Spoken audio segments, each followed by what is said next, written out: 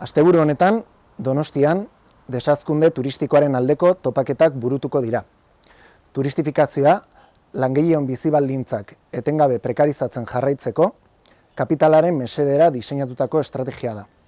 Estrategia honen ondorioak, hainbat eremutan ikus ditzakegu. Alde batetik, langile klasearen lan baldintzen prekarizazioa eragiten du, eta hori agerikoa da turismora bideratutako sektoreen kasuan ere.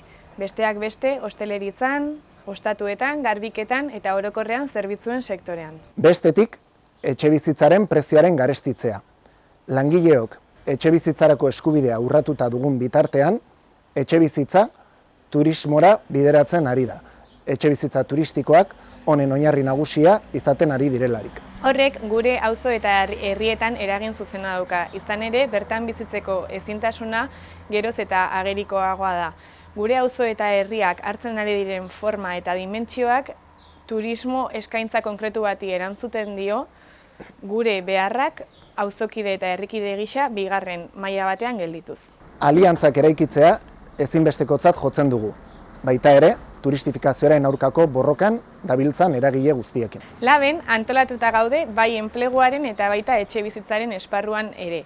Eta ekintza sindikalaren bitartez, turistifikazioak eragiten duen prekarizazioari aurre egin nahi diogu. Horregatik, LAB sindikatuak jardunaldi hauek babestu eta bere kidegoari bertan parte har dezan deia luzatzen diegu. Bertan ikusiko dugu elkar.